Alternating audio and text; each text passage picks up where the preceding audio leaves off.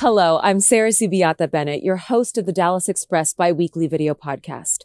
As the festive season bustles on, we spotlight two pillars of compassion in Dallas, Our Calling and the Salvation Army, and just how they're helping to fight the homeless and poverty situations. We spent time with Juliana Williams, Director of Development at Our Calling, and toured Our Calling with Allie Hendrickson, their Senior Manager of Communications. At Salvation Army, we met with Senior Director of Community Relations, Christina Cavalier. Each of these organizations' work is truly admirable and will provide anchors for the haven for the homeless that many of us continue to work on bringing to Dallas behind the scenes. We then end at NorthPark Mall, where the magic and spirit of the holiday season comes to life. Thank you for joining us. Juliana, thank you so much for being here today with us. If you would just tell us a little bit about what it is that you all do here at Our Calling, besides piecing together this extraordinary booklet. Our Calling specifically works with the unsheltered homeless, which is about 3/4 of the homeless population in Dallas. So there's about 6 shelters in Dallas, about 2,500 beds total that people can sleep in each night. And usually the shelters are full, as you can imagine. And so a lot of folks are forced to sleep under bridges, in cars, behind abandoned buildings. And so we really started just as a street outreach ministry and got to know our homeless neighbors and built relationships and just discovered what their needs were and started adapting and innovating and creating solutions based on the needs that we saw on the streets. Today, we work with about 10,000 different people experiencing homelessness within a given year. We operate an outreach center. It's a daytime outreach center. And it's really meant to be a place for people to come and navigate and get the services that they need, get access to everything in one place, and really start developing relationships and building a path to get off the streets. And then we also still have those street outreach teams going all over the city. And this is a great resource, the directory.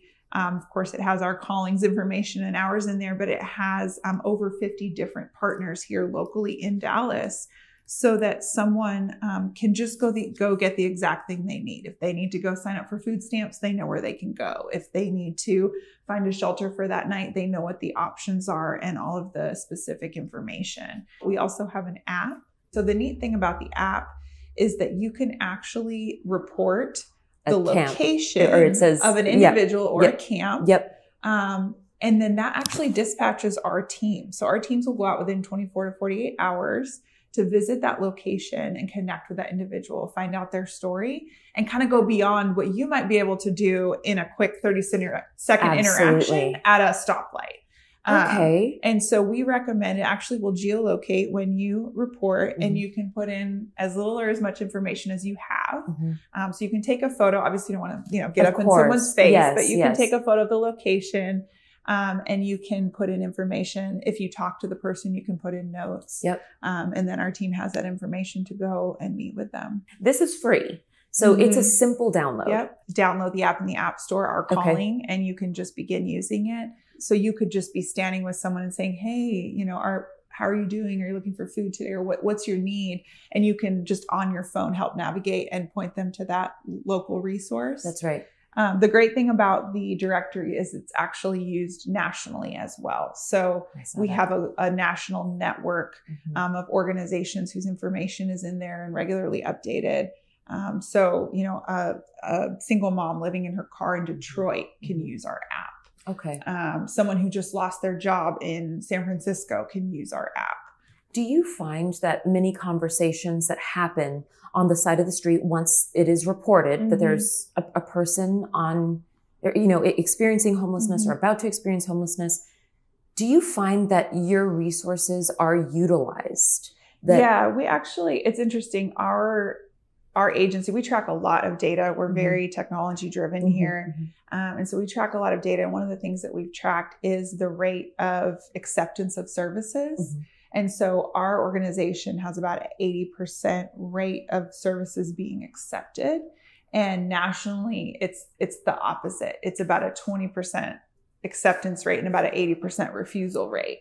And my last question to you is about the Haven for Hope in San Antonio. So I did a tour, interviewed them, and I am a big proponent of bringing a solution comparable to Haven for Hope here in Dallas. How do you believe that you all could pivot and respond in the event that something like a haven for homeless would develop here? Yeah.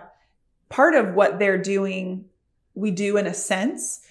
So our outreach center is a hub for about 12 different service providers. 12? Yes. Okay. So the food bank comes here. Okay. The VA comes here. IPS, Integrated Psychotherapeutic Services, comes here. North Texas Behavioral Health comes here. Recovery Resource Council comes here. Parkland Health comes here. Watermark Health comes here. So we have over a dozen providers that actually come in our building to that same model of, we want to make it easier. Getting on a bus and looking up an address and trying to call a number where no one ever picks up. And it's just impossible. You're spending your entire day trying to get to one appointment.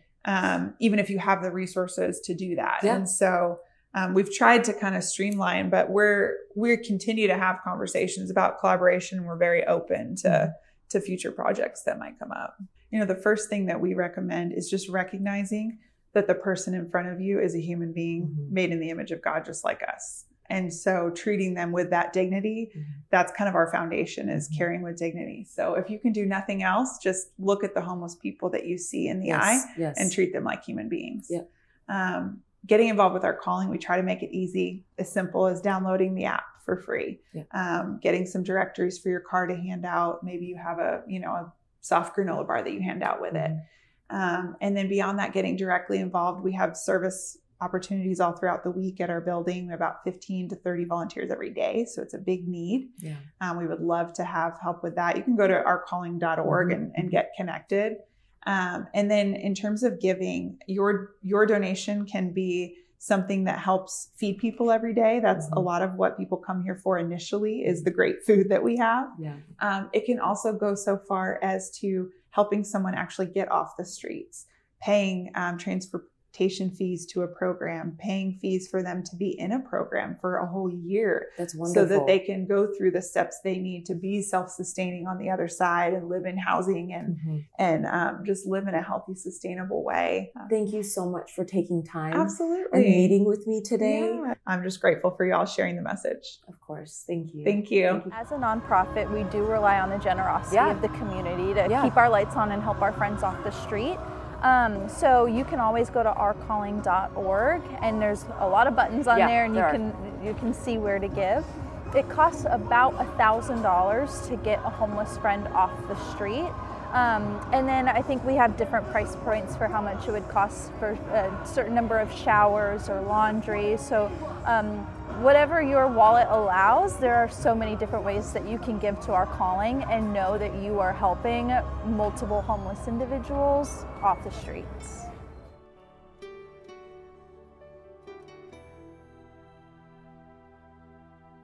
I'm Christina Cavalier. I'm the Senior Director of Community Relations, and I've been with the Salvation Army for 4 years. 4 years. Amazing. Christina, thank you so much. Thank you. And I know you and I just recently saw each other at an event for the kiddos. Yes. So that was really fun to catch up there.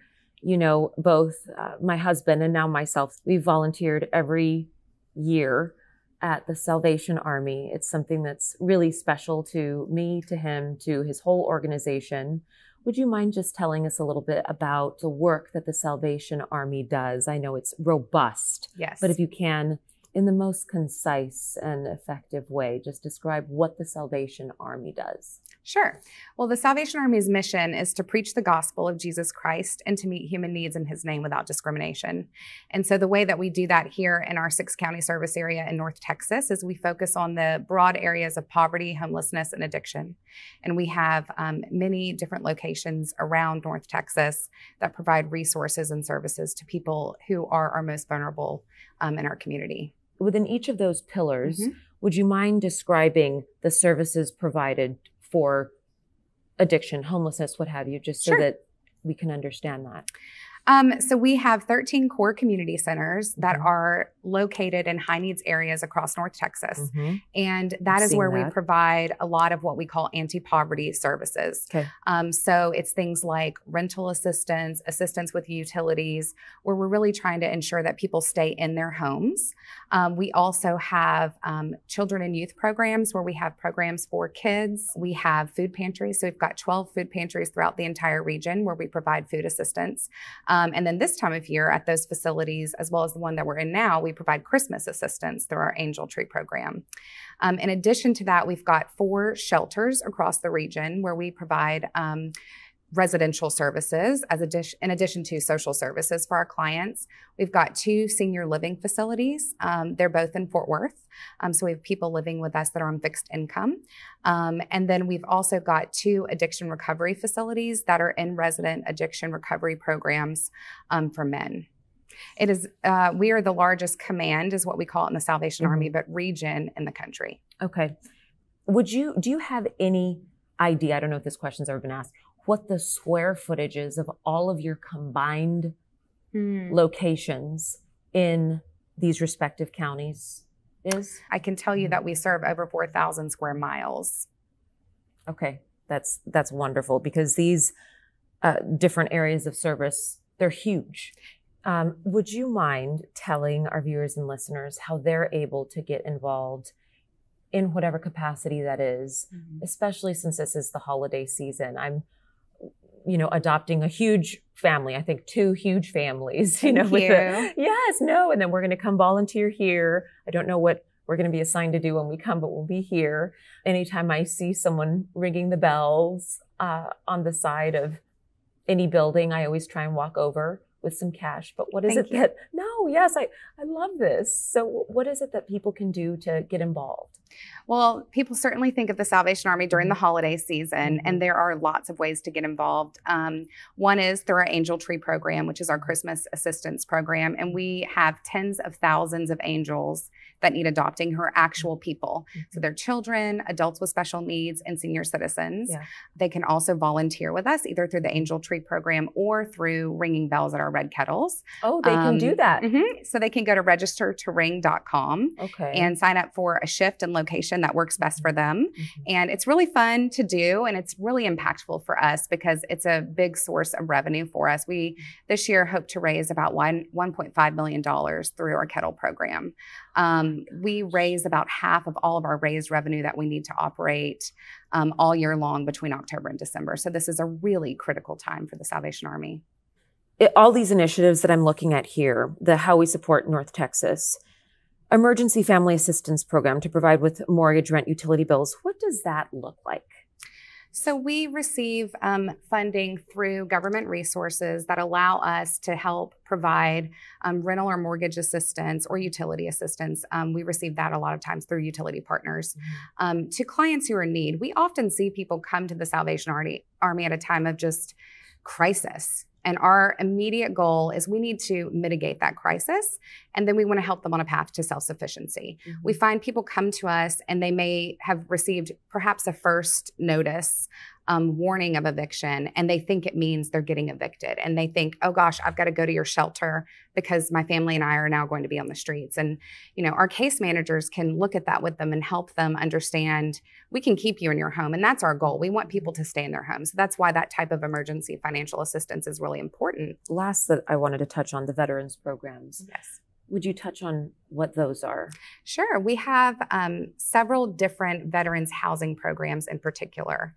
So at our OurCalling Social Service Center in Dallas, we have a veterans program that is focused on helping veterans who are experiencing homelessness get back on their feet and connect to services that are offered to them through the VA.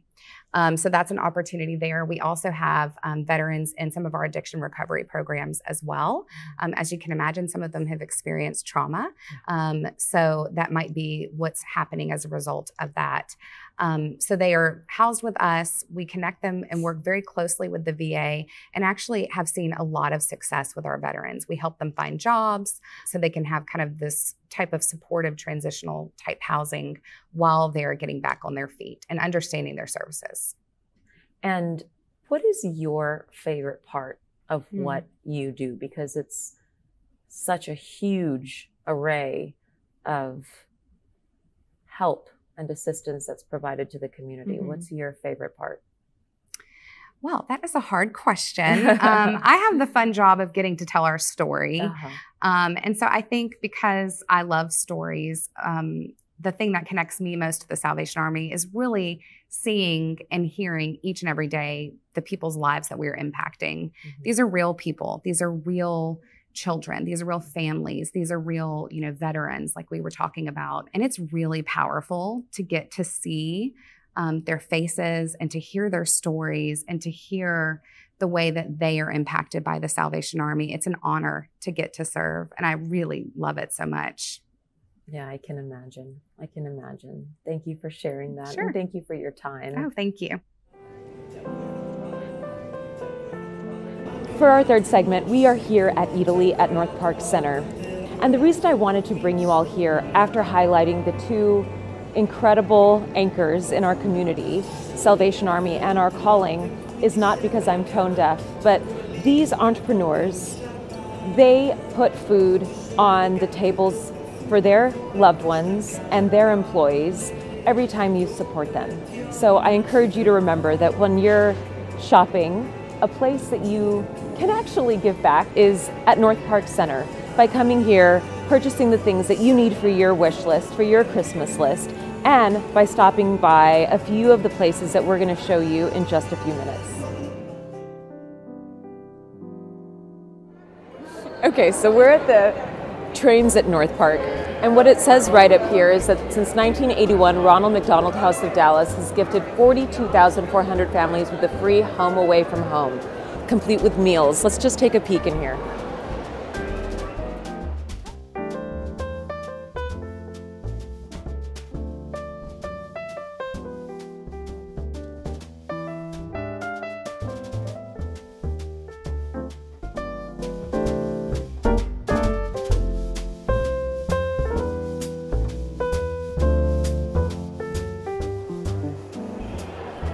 So now we're right outside of Santa, taking pics with Santa, and this benefits children's health. We're going to continue down here. So this is one of the reasons that we actually came here today. I wanted to buy some gifts for my dogs, Scraps and Biscuit, but the dogs for the SPCA are actually out for adoption. Please come look.